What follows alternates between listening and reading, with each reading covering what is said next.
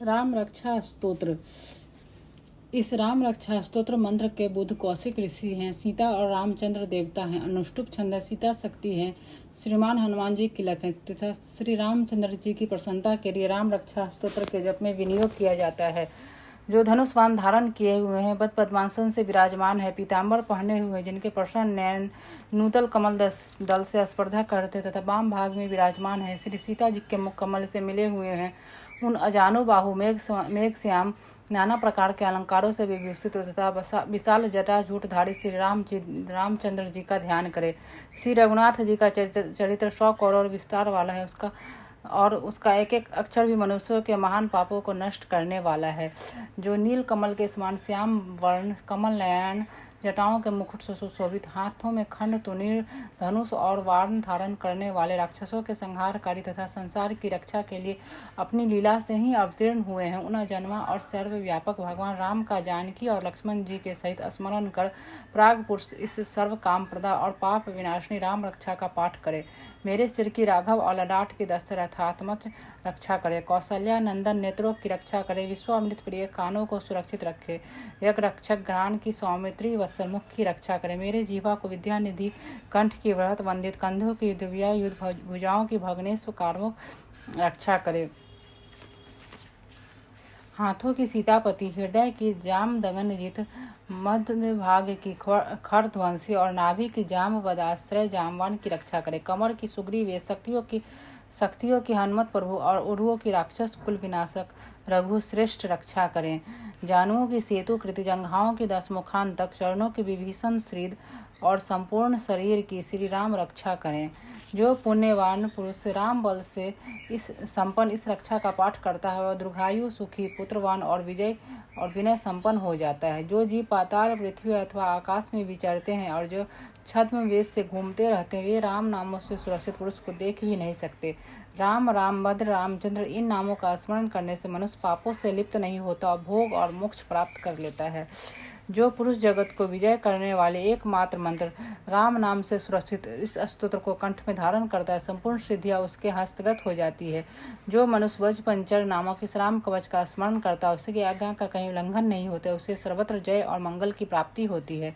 श्री शंकर ने रात्रि के समय स्वप्न में इस राम रक्षा का जिस प्रकार आदेश दिया था, उसी प्रकार प्रातः काल जागने पर बुद्ध कौशिक ने इसे लिख दिया। जो मानो कलफ वृक्षों के बगीचे हैं तथा समस्त आपत्तियों का अंत करने वाले, जो तीनों लोकों में परम सुंदर है, वे श्रीमान राम हमारे प्रभु हैं।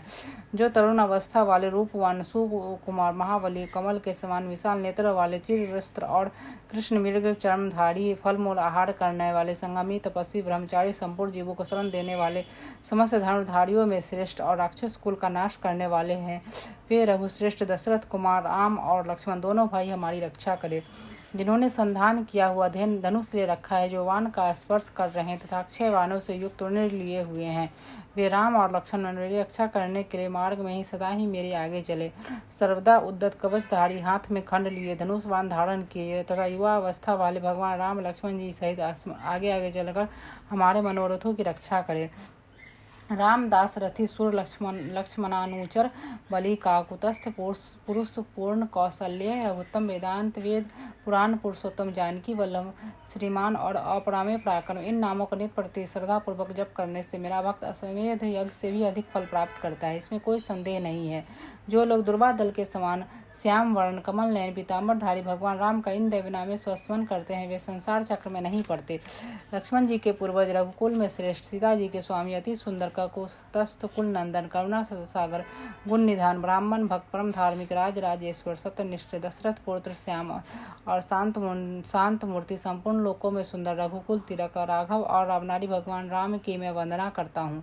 राम रामभद्र रामचंद्र विधात्री स्वरूप रघुनाथ प्रभु सीतापति को नमस्कार है। हे रघुनंदन श्री राम, हे भरता अग्रज भगवान राम, हे रणधीर प्रभु राम, आप मेरे आश्रय होइए।